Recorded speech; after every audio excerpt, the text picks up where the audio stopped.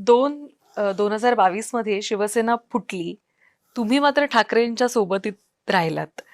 अ, एकनिष्ठपणा तुम्ही दाखवलात. 2004 मध्ये सेनेनं उमेदवारी दिली नव्हती म्हणून त्याच सेनेवर तुम्ही नाराज देखील झालेला होतात आणि राष्ट्रवादीत गेलेला होतात.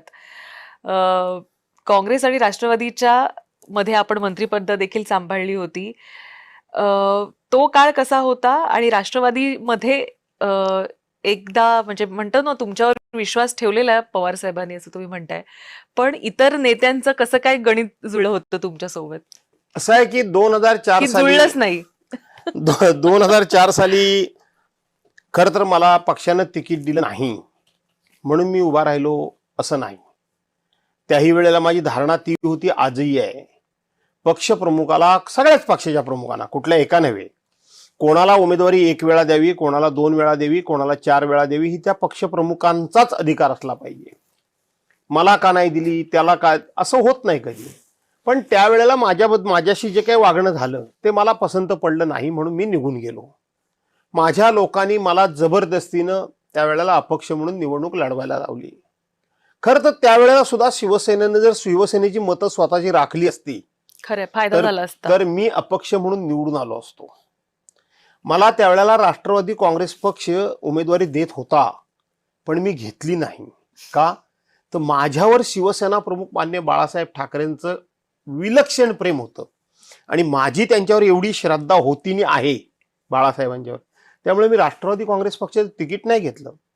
मी अपक्ष म्हणून निवडून आलो तर पुन्हा शिवसेनेकडेच जाईन हे मी सांगितलं होतं.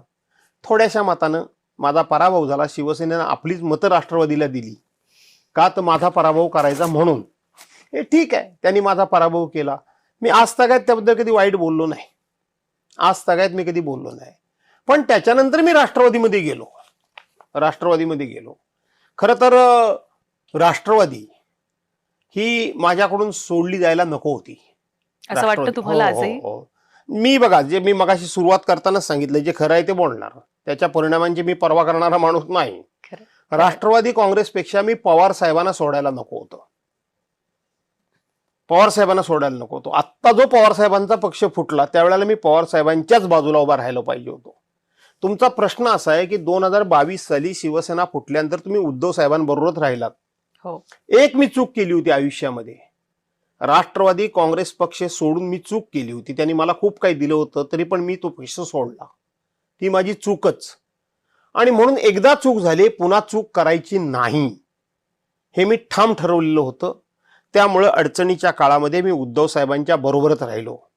याच्याही पेक्षा तुम्हाला सांगतो, नुकतंच एका मंत्र्यांना आशिष जयस्वाल आहे, त्यांनी एक मुलाखतीमध्ये सांगितलं होतं की उद्धव साहेबांना आम्ही थोडंसं हे केलं होतं, आमच्या बाजूला वळवलं होतं, पण भास्कररावांनी सांगितलं की तुम्हाला कुठं जायचं तिकडे जा.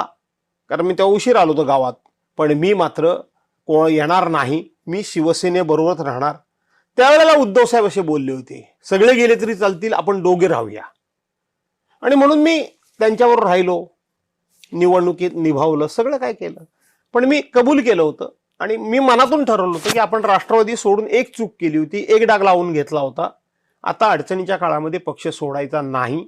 या निवडणुकीपर्यंत जे काय असेल ते लढायचं असं मी तेव्हा ठरवलं होतं.